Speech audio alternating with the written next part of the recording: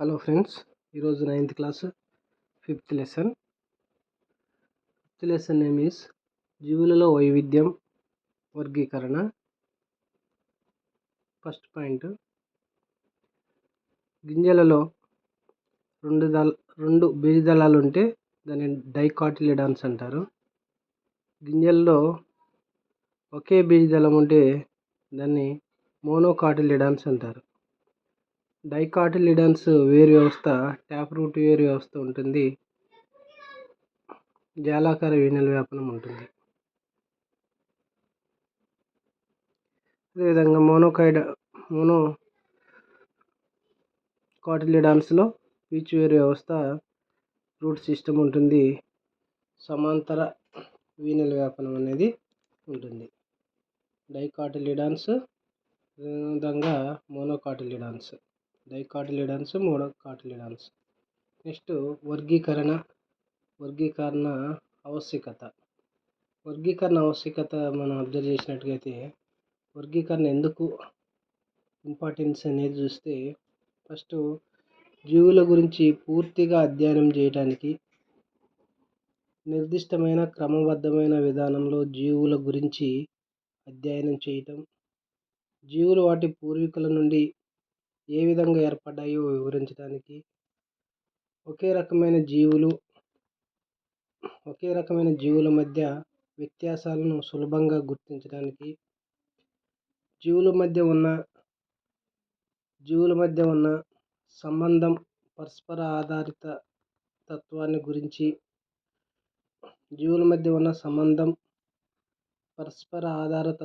గురించి అధ్యయనం చేయడానికి, జనాభాలోని వివిధ రకాల జీవుల గురించి అధ్యయనం చేయడానికి,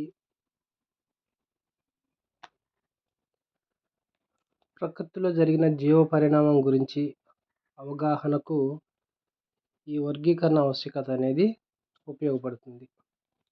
నెక్స్ట్ పాయింట్, జీవుల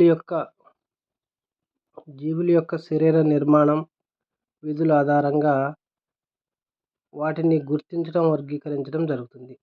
జీవుల యొక్క నిర్మాణము, విధుల ఆధారంగా వాటిని గుర్తించడము, వర్గీకరించడము జరుగుతుంది.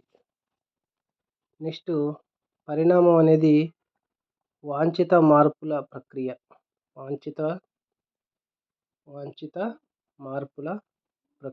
పరిణామం అనేది వాంఛిత మార్పుల ప్రక్రియ. నెక్స్ట్, 1859లో డార్విన్ ఆరిజిన్ ఆఫ్ స్పీసెస్ అనే గ్రంథంలో జీవుల పరిణామం గురించి పేర్కొన్నారు. ఫస్ట్ టైం 1859లో డార్విన్ ఆరిజిన్ ఆఫ్ స్పీసెస్ అనే గ్రంథంలో జీవుల పరిణామం గురించి పేర్కొన్నారు. నెక్స్ట్, స్పష్టత. సంక్లిష్టత పురాతన జీవుల కంటే ఇటీవల ఏర్పడిన జీవులలో తక్కువగా ఉంటుంది. సంక్లిష్టత పురాతన జీవులలో కంటే ఇటీవల ఏర్పడిన జీవుల్లో తక్కువగా ఉంటుంది.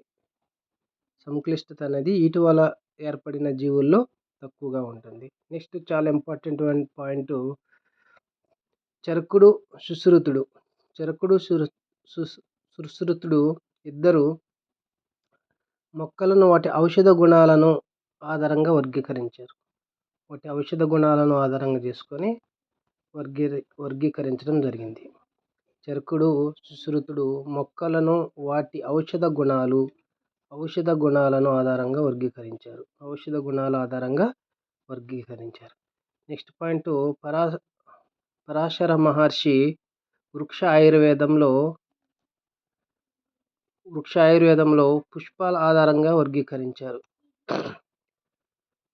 పరాశర మహర్షి రాసిన గ్రంథం వృక్ష ఆయుర్వేదంలో మొక్కలను ఏ విధంగా వర్గీకరించారు అంటే పుష్పాల ఆధారంగా వర్గీకరించారు. చరకుడు ఔషధ గుణాలను ఆధారంగా వర్గీకరించారు. నెక్స్ట్, లిన్నేయస్ 1739లో జీవులను 2 వర్గాలుగా వర్గీకరించారు. అది ఒకటి ప్లాంటే, 2 యానిమల్స్. నెక్స్ట్ ఎర్నెస్ట్ హెక్కెల్ 1666లో 3 రాజ్యాల వర్గీకరణను వర్గీకరించారు. ఇది 2 రాజ్యాల వర్గీకరణ, ప్లాంటే యానిమల్స్. హెక్కెల్ 3 రాజ్యాల వర్గీకరణను వర్గీకరించారు. దీంట్లో ఏమేమి ఉన్నాయంటే ప్లాంటే యానిమల్స్ కామన్గా లినియస్ వర్గీకరించినవి ఉన్నాయి. ఈయన అదనంగా చేర్చింది ఏంటంటే ప్రొటిస్టా. ప్రొటిస్టా అనే వర్గాన్ని చేర్చింది ఎవరు అంటే హెక్కెల్ అనే సైంటిస్ట్ ప్రొటిస్టా అనే వర్గాన్ని చేర్చారు. దీంతో 3 అయినాయి: ప్రొటిస్టా, ప్లాంటే, యానిమల్స్ అనేది. Next Animalia.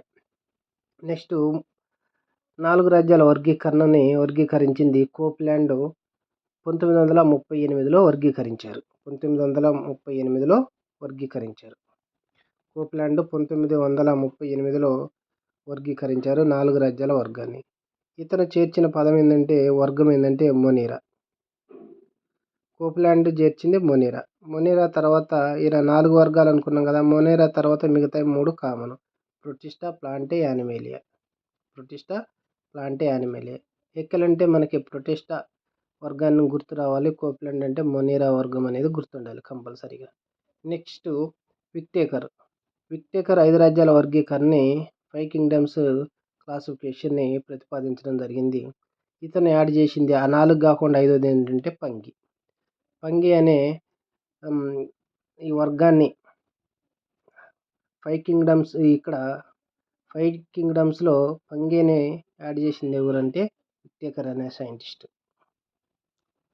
నెక్స్ట్ 6 రాజ్యాల 6 కింగ్డమ్స్ వర్గీకరణ క్లాసిఫికేషన్. కెవాలియస్ స్మిత్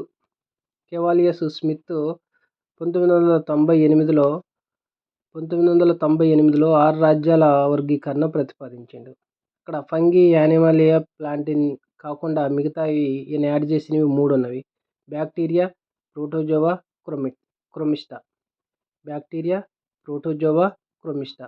ఈ 3 వర్గాలని ఈయన యాడ్ చేసింది. ఇవి 3 కాకుండా ఆల్రెడీ 3 ఏంటంటే ఫంగి, ప్లాంటే, యానిమేలియా. అవి మొత్తం టోటల్గా 6 క్లాసిఫికేషన్స్ని ఈ 6 రాజ్యాల వర్గీకరణని స్మిత్ అనే అతను ప్రతిపాదించడం జరిగింది. ఎప్పుడు? 1998. నెక్స్ట్ చాటన్ 2 రాజ్యాల వర్గీకరణను ప్రతిపాదించడం జరిగింది. 2 రాజ్యాల ప్రతిపాదించడం జరిగింది. అవి ఎప్పుడు ప్రతిపాదించిండంటే 1925లో ప్రతిపాదించిండు. ఇవి 2 రకాలుగా వర్గీకరించిండు: కేంద్రపూర్వ జీవులు, నిజ కేంద్ర జీవులు అని 2 రాజ్యాలుగా వర్గీకరించడం జరిగింది. నెక్స్ట్ ఊజ్ ఎటాల్ 1990లో ఇతను 3 రంగాల వర్గీకరణ ప్రతిపాదించారు. మూడు రంగాల్ని రంగాలు అంటే డొమైన్స్ 3 డొమైన్స్ కలిగినటువంటి వర్గీకరణని ప్రతిపాదించడం జరిగింది. అవేంటంటే ఒకటి ఇతను ప్రతిపాదించినటువంటి ఊజ్ ఎటాల్ 1990లో 3 రంగాలు: 1 బ్యాక్టీరియా, 2 అరాకియా, 3 యూకారియా అనేవి 3 రంగాలు. నెక్స్ట్ లిన్నేయస్ ద్వినామీకరణ విధానాన్ని ప్రతిపాదించారు. ఇతను జీనస్ అండ్ స్పీసెస్ అనే 2 పదాలను ఉపయోగించి ద్వినామీకరణాన్ని ప్రవేశపెట్టడం జరిగింది. స్పీసెస్ అంటే జాతి, జీనస్ అంటే ప్రజాతి. దీనిని ద్వినామీకరణం అంటారు. ద్వినామీకరణం అనేది లాటిన్ లాంగ్వేజ్లో లేదంటే గ్రీక్ లాంగ్వేజ్లో ఉంటుంది. వాటిని ముద్రించేటప్పుడు ఇటాలిక్లో ముద్రించాలి. నెక్స్ట్ లిన్నేయస్ జాతి, ప్రజాతి, కుటుంబం, క్రమం, తరగతి, వర్గం మొదలైన పదాలను నిర్వచించారు. ఏమేం పదాలు? జాతి, ప్రజాతి, కుటుంబం, క్రమం, తరగతి, వర్గం మొదలైన పదాలను నిర్వచించారు. నెక్స్ట్ లిన్నేయస్ వర్గీకరణను విక్టేకర్ అడ్డుకున్నారు. లిన్నేయస్ వర్గీకరణని అడ్డుకున్నది ఎవరంటే విక్టేకర్ ఎప్పుడు అడ్డుకున్నారు? 1969లో ఇతను 5 రాజ్యాల వర్గీకరణతో లిన్నేయస్ వర్గీకరణని అడ్డుకోవడం జరిగింది. నెక్స్ట్ మనకి వేడి నీటిలో ఉండేటువంటి బ్యాక్టీరియాలని థర్మోఫిల్స్ అని అంటారు. వేడి నీటిలో ఉండే బ్యాక్టీరియాలని థర్మోఫిల్స్ అని అనటం జరుగుతుంది.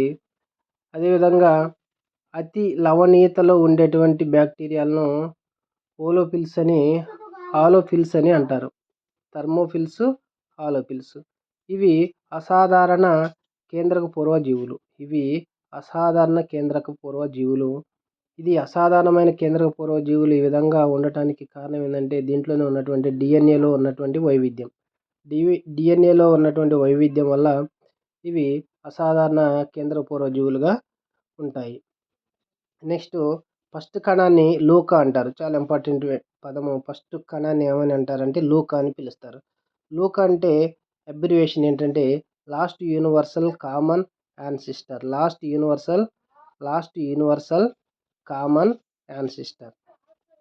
ఈ లూకా పదాన్ని లాస్ట్ యూనివర్సల్ దీని నుంచే మనకి ఊజెట్టాల్ అనే సైంటిస్టు 3 రంగాలుగా వర్గీకరించారు. ఆ 3 రంగాల్లో ఒకటి అరాకియా, బ్యాక్టీరియా, యూకారియా. బ్యాక్టీరియా. దీంట్లో అరాకియా బ్యాక్టీరియా అనేది కేంద్ర పూర్వజీవులు. అరాకియా బ్యాక్టీరియాలు అనేవి 2 కేంద్రక పూర్వజీవులు. యూకారియా అనేది కేంద్రక సహిత జీవులు. నెక్స్ట్ బ్యాక్టీరియా కణతుచ్చం. బ్యాక్టీరియా కణతుచ్చాన్ని అబ్జర్వ్ చేసినట్లయితే బ్యాక్టీరియా కణతుచ్చం అనేది పెప్టిడోగ్లైకాన్ అనే పదార్థం చేత ఏర్పడి ఉంటుంది. అదే కణకవచము అయితే సెల్యులోజ్తో ఏర్పడినట్లు బ్యాక్టీరియా కణతుచ్చం అనేది పెప్టిడోగ్లైకాన్తో ఏర్పడుతుంది. నెక్స్ట్ శైవలాల కణతుచ్చం అనేది సెల్యులోజ్తో ఏర్పడితే శిలీంధ్రాల కణతుచ్చం అనేది కైటిన్ చేత ఏర్పడి ఉంటుంది. నెక్స్ట్ వర్గీకరణ రంగంతో ప్రారంభమవుతుంది. Important bit. వర్గీకరణ దేంతో ప్రారంభమవుతుంది అంటే రంగం అనే పదంతో ప్రారంభమవుతుంది. రంగం తర్వాత కింగ్డమ్. ఇలా ఫస్ట్ వర్గీకరణ అనేది రంగంతో ప్రారంభమవుతుంది. రంగం అంటే డొమైను, నెక్స్ట్ రాజ్యం కింగ్డము, వర్గం phylum, class order, family, genus, స్పీసెస్తో అంతమవుతుంది. స్పీసెస్ అనే పదంతో అంతమవుతుంది. స్పీసెస్ని కనుక మనం అబ్జర్వ్ చేసినట్టుగైతే స్పీసెస్ నిర్వచనాన్ని చూసినట్టుగైతే ఒకే రకమైన లక్షణాలు కలిగి ఉండి జంటలుగా లేదా స్వతంత్రంగా తమ సంతతిని ఉత్పత్తి చేయగల జీవుల సముదాయాన్ని జాతి అంటారు. సంతతిని ఉత్పత్తి చేయగల జీవుల సముదాయాన్ని జాతి అని అంటారు. నెక్స్ట్ మనం 5 రాజ్యాల వర్గీకరణ గురించి చెప్పుకోవడం జరిగింది. విక్టేకర్ 5 రాజ్యాల వర్గీకరణ. విక్టేకర్ 5 రాజ్యాల వర్గీకరణలో మొదటిది మొనీర్ అనే పదాన్ని ఇంట్రడ్యూస్ చేసింది కోప్లాండ్. మొనేరా జీవుల లక్షణాలు ఏ విధంగా ఉంటాయి అంటే ఫస్ట్ ఇవి ఏకకణ జీవులు, కేంద్రక పూర్వజీవులు, కషాబాలు శైలికలతో చెలిస్తాయి, ద్విధా విచ్ఛితిని జరుపుకుంటాయి. బ్యాక్టీరియా, సైనోబ్యాక్టీరియా ఈ వర్గంలో ఉంటాయి. ఎగ్జాంపుల్కి బ్యాక్టీరియా మొనేరాకి ఎగ్జాంపుల్ బ్యాక్టీరియా, సైనోబ్యాక్టీరియా. ఈ రాజ్యంలో 3 సమూహాలు ఉంటాయి. ఒకటి ఆర్కీబ్యాక్టీరియా. ఆర్కీబ్యాక్టీరియా అనేది అతి ప్రాచీనమైన బ్యాక్టీరియాలు. ఇవి వేడి నీటి బుగ్గల్లో థర్మోఫిల్స్ అనుకున్నాం కదా, థర్మోఫిల్స్ వేడి నీటి బుగ్గల్లో నివసించేటువంటి బ్యాక్టీరియాలు. నెక్స్ట్ యూబ్యాక్టీరియాకి example staphylococcus example 1, example 2 rhizobium, example 3 E coli. ఇవి యూబ్యాక్టీరియాలు మనకు 3 ఇవ్వడం జరిగింది. నెక్స్ట్ సయానోబ్యాక్టీరియా అనేది బాహ్య నిర్మాణము శైవలాల వలె ఉంటుంది. అంతర్నిర్మాణం అనేది ఇది బ్యాక్టీరియా వలె ఉంటుంది. అంతర్నిర్మాణం బ్యాక్టీరియా ఉంటుంది, బాహ్య నిర్మాణం శైవలాల వలె ఉంటుంది. నిజానికి ఇది బ్యాక్టీరియా కాదు. చూడటానికే బ్యాక్టీరియా లాగా ఉంటుంది. బాహ్య నిర్మాణం ఎలా ఉంటుంది? శైవలాల వలె ఉంటుంది. అంతర్నిర్మాణం అనేది బ్యాక్టీరియాల వలె ఉంటుంది. నిజానికి ఇది యాక్చువల్గా ఇది బ్యాక్టీరియా కాదు. నెక్స్ట్ మనం నెక్స్ట్ కింగ్డమ్ చూసినట్టుగైతే నెక్స్ట్ కింగ్డమ్ మనకి ప్రోటిస్టా. నెక్స్ట్ కింగ్డము రాజ్యము ప్రోటిస్టా. ప్రోటిస్టా జీవుల యొక్క లక్షణాలు మనం అబ్జర్వ్ చేసినట్టుగైతే ఇవి త్వచంతో కూడిన నిజ కేంద్రకం ఉంటుంది. వీటిలోని త్వచంతో కూడిన నిజ కేంద్రకం ఉంటుంది. చాలా వరకు ఏకకణ జీవులు, కొన్ని మాత్రమే బహుకణ జీవులు. చాలా వరకు ఏకకణ జీవులు, కొన్ని మాత్రమే బహుకణ జీవులు. భక్షించడం ద్వారా పోషకాలను శక్తిని పొందుతాయి. భక్షించడం ద్వారా పోషకాలను శక్తిని పొందుతాయి. నెక్స్ట్ కొన్ని జీవులు పిఎస్ ద్వారా ఆహారాన్ని తయారు చేసుకుంటాయి. ఫోటోసింథసిస్ ద్వారా ఆహారాన్ని తయారు చేసుకుంటాయి. ఇవి కొన్ని ఒంటరిగా కానీ సమూహంగా కానీ జీవిస్తూ ఉంటాయి. ఒంటరిగా కానీ సమూహంగా కానీ జీవిస్తూ ఉంటాయి. నెక్స్ట్ ద్విధా విచ్ఛితి. ద్విధా విచ్ఛితిని అబ్జర్వ్ చేసినట్టుగైతే మనకి ద్విధా విచ్ఛితి అంటే ఒక కణం అనేది 2 కణాలుగా విడిపోతాం. ఒక జీవి అనేది 2 జీవులుగా విడిపోతుంది. దాన్ని ద్విధా విచ్ఛితి అంటాం. మనకి ప్రోటిస్టాలోని ఈ జీవుల్లోని ఎక్కువగా మనకి ద్విధా విచ్ఛితి, బహుధా విచ్ఛితి, సంయుగ్మం కాంజుగేషన్ అనే పద్ధతి ద్వారా ప్రత్యుత్పత్తిని జరుపుకుంటాయి. ప్రోటిస్టాకి ఎగ్జాంపుల్, ప్రోటిస్టా అంటే మనకి ప్రోటోజోవా అని గుర్తుపెట్టుకుంటే దీంట్లో ఉన్నటువంటి జీవులు ఎగ్జాంపుల్స్ అనేవి ఈజీగా గుర్తుంటాయి. ప్రోటిస్టా అంటే ప్రోటోజోవా. ప్రోటోజోవాలోని అమీబా, యూగ్లినా, పారామిషియం అనేవి ఉంటవి. వీటిని ఎగ్జాంపుల్ ఇవి. ప్రోటిస్టాకి example amoeba, euglena, paramecium. Next శిలీంధ్రాలను అబ్జర్వ్ చేసినట్టుగైతే ఇవి ఇది 3వ రాజ్యంగా చెప్పుకోవచ్చు. వీటిని ఫంగి అని కూడా అంటారు. ఇవి కొన్ని ఏకకణ జీవులు, చాలా వరకు బహుకణ జీవులు. ఇవి ప్రోటిస్టాకి వ్యతిరేకం. ప్రోటిస్టాలో చూసినట్టుగైతే చాలా వరకు ఏకకణ జీవులు, కొన్ని మాత్రమే బహుకణ జీవులు. ఇక్కడ కొన్ని ఏకకణ జీవులు, చాలా వరకు బహుకణ జీవులు. తల భాగంలో బొడిప వంటి నిర్మాణము, గొడుగు వంటి నిర్మాణాలు ఉంటాయి. తల భాగంలో బొడిప వంటి నిర్మాణము, గొడుగు వంటి నిర్మాణాలు ఉంటాయి. వాటికి ఉన్న వేర్లను నిజమైన వేర్లు కావు. వాటికి ఉన్న వేర్లు అనేవి నిజమైన వేర్లు కావు. అంటే ఫంగిలో వేర్లు ఉంటవి కానీ అవి నిజమైన వేర్లు కావు. నిజమైన వేర్లు అనేవి ఫంగిలో ఉండవు. ఇవి ఫంగి లేదంటే శిలీంధ్రాల యొక్క ప్రధానమైనటువంటి కొన్ని లక్షణాలు. ఇవి ఏకకణ జీవులు, కొన్ని వరకు ఏకకణ జీవులు, చాలా బహుకణ జీవులు. తల భాగంలో బుడిప వంటి నిర్మాణము లేదంటే గొడుగు వంటి నిర్మాణం ఉంటుంది. వీటిలో ఉన్న వేర్లు అనేవి నిజమైన వేర్లు కావు. నెక్స్ట్ రేణువుల వంటి సిద్ధ బీజాల సహాయంతో ప్రత్యుత్పత్తిని జరుపుకుంటాయి. ఫంగి అనేవి రేణువుల వంటి సిద్ధ బీజాల సహాయంతో ప్రత్యుత్పత్తిని జరుపుకుంటాయి. Example rhizopus, mucor, agaricus. Yeast అనేది ఏకకణ ఫంగి. మిగతావి ఇవి బహుకణ ఫంగీలు rhizopus, mucor, agaricus. Next 4th one వృక్షరాజ్యం, ప్లాంట్ కింగ్డమ్. ఇప్పుడు 3 అయిపోయినాయి, ఇది 4th. దీనిలో వృక్షరాజ్యంలో ప్లాంట్ కింగ్డమ్లో చూసినట్టుగైతే మాసు మొక్కలు.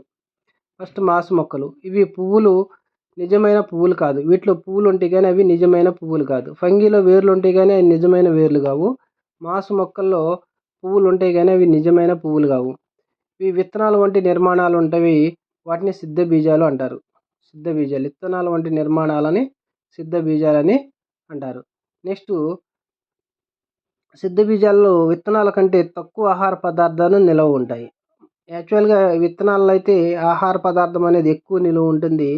కానీ సిద్ధ బీజాల్లో ఆహార పదార్థం అనేది తక్కువగా నిల్వ ఉంటుంది. సిద్ధ బీజాశయం నుండి ఏర్పడతాయి. స్పోర్స్ అనేవి స్పొరాంజియం నుంచి ఏర్పడతాయి. స్పొరాంజియం నుంచి ఉత్పత్తి అవుతాయి. నెక్స్ట్ ఫెర్న్ మొక్కను చూసినట్టుగైతే ఆకు క్రింది భాగంలో గోధుమ లేదా నలుపు రంగులో మచ్చలు కనిపిస్తాయి. ఫెర్న్ మొక్క ఆకు క్రింది భాగంలో గోధుమ లేదా నలుపు రంగు మచ్చలు కనిపిస్తాయి. ఈ మచ్చల్ని మనం స్పొరాంజియం అంటాం, లేదంటే సిద్ధ బీజాశయాలని అంటం జరుగుతుంది. నెక్స్ట్ మాసు మొక్కలు, పెర్ను మొక్కలు అబ్జర్వ్ చేస్తే పెర్ను మొక్కలలో పుష్పాలు ఉండవు. మాసులోని అదేవిధంగా పెర్నులోని ఇటువంటి పుష్పాలు అనేవి ఉండవు. నెక్స్ట్ వీటిలో ప్రత్యుత్పత్తి కొరకు సిద్ధ బీజాశయాలు ఉపయోగపడతాయి. వీటిలో ప్రత్యుత్పత్తి కొరకు ఏం ఉపయోగపడతాయి అంటే సిద్ధ బీజాశయాలు అనేవి ప్రత్యుత్పత్తి కొరకు ఉపయోగపడతాయి. మనం అదే ప్రోటిస్టాలో ఏం చెప్పుకున్నాం? ప్రోటిస్టాలో అయితే మనం ద్విధా విచ్ఛితి, బహుళా విచ్ఛితి, సంయుగ్మం కాంజుగేషన్ అనుకున్నాం. అయితే వీటిలో మాసు పెన్ను మొక్కల్లోనే ఏం ఉపయోగపడతాయి అంటే సిద్ధ బీజాశయాలు అనేవి ఉపయోగపడతాయి. సిద్ధ బీజాశయాలు, స్పొరాంజియం అనేవి ఉపయోగపడతాయి. పుష్పించిన మొక్కలన్నీ క్రిప్టోగ్రామ్స్ అంటారు. చాలా ఇంపార్టెంట్ బిట్ ఇది. క్రిప్టోగ్రామ్స్ అంటే ఏంటంటే పుష్పించిన మొక్కలు, పుష్పించలేని మొక్కలని క్రిప్టోగ్రామ్స్ అంటారు. పుష్పించే మొక్కలను పెనరోగ్రామ్స్ అంటారు. పుష్పించే మొక్కలని పెనరోగ్రామ్స్ అంటారు. పుష్పించలేని మొక్కల్ని క్రిప్టోగ్రామ్స్ అని అనటం జరుగుతుంది. నెక్స్ట్ ఇక్కడ పుష్పించే మొక్కలకు ఎగ్జాంపుల్ చూసినట్టుగైతే సైకస్, పైనస్, మామిడి పుష్పించే మొక్కలు పెరనోగ్రామ్స్కి ఎగ్జాంపుల్స్. నెక్స్ట్ ఆవృత బీజాలు లేదంటే యాంజియోస్పర్మ్స్, వీటిని పుష్పించే మొక్కల్ని యాంజియోస్పర్మ్స్, ఆవృత బీజాలు, అదేవిధంగా వివృత బీజాలుగా విడగొట్టడం జరిగింది. ఆవృత బీజాలని యాంజియోస్పర్మ్స్ అంటారు. వీటికి ఎగ్జాంపుల్ మామిడి. నెక్స్ట్ వివృత బీజాలు పెరనోగ్రామ్స్ని 2 రకాలుగా 2 టైప్స్గా డివైడ్ చేస్తే ఒకటి యాంజియోస్పర్మ్స్, అవి ఎగ్జాంపుల్ మామిడి. నెక్స్ట్ వివృత బీజాలు వీటికి జిమ్నోస్పర్మ్స్ అంటారు. Example fine. జిమ్నోస్పర్మ్స్ అంటారు. Example fine. పుష్పించే మొక్కలు, పుష్పించని మొక్కలు. పుష్పించని మొక్కలని క్రిప్టోగ్రామ్స్ అంటారు. పుష్పించే మొక్కలని పెనిరోగ్రామ్స్ అంటారు. పెనిరోగ్రామ్స్కి ఎగ్జాంపుల్స్ ఇక్కడ సైకస్. పుష్పించే మొక్కలకి పెనిరోగ్రామ్స్కి ఎగ్జాంపుల్స్ సైకస్, పెర్నో, మామిడి. ఈ పుష్పించే మొక్కల్ని మళ్ళీ 2 రకాలుగా వర్గీకరించారు. ఒకటి యాంజియోస్పర్మ్స్, ఇంకోటి జిమ్నోస్పర్మ్స్. యాంజియోస్పర్మ్స్ అంటే ఇవి విత్తనాలు ఫలం లోపల ఉంటాయి. ఫలం లోపల విత్తనాలు ఉండే మొక్కలని వీటిని ఏమంటారంటే ఆవృత బీజాలు లేదంటే యాంజియోస్పర్మ్స్ అంటారు. ఎగ్జాంపుల్ మామిడి. వివృత బీజాలు అంటే విత్తనాలు అనేవి ఫలాల్లో బయటికి కనిపిస్తూ ఉంటే వాటిని వివృత బీజాలు అంటారు. వీటిని జిమ్నోస్పర్మ్స్ అని కూడా అంటారు. ఎగ్జాంపుల్కి ఫైన్ ప్లాంట్. ఓకే ఫ్రెండ్స్, ఇది 5th లెసన్లోని ఫస్ట్ పార్ట్ 1 లెంతీ అవుతుంది మొత్తం చేస్తే, అందువల్ల పార్ట్ 1. పార్ట్ 2 అనేది సెకండ్ కంటిన్యూ చేద్దాం. పార్ట్ 2లో చూడండి మిగతాది. ఇది పార్ట్ 1 వరకు. ఓకే ఫ్రెండ్స్, ఈ వీడియో కోసము తప్పుకోకుండా ఒక లైక్ చేయండి. Thank you.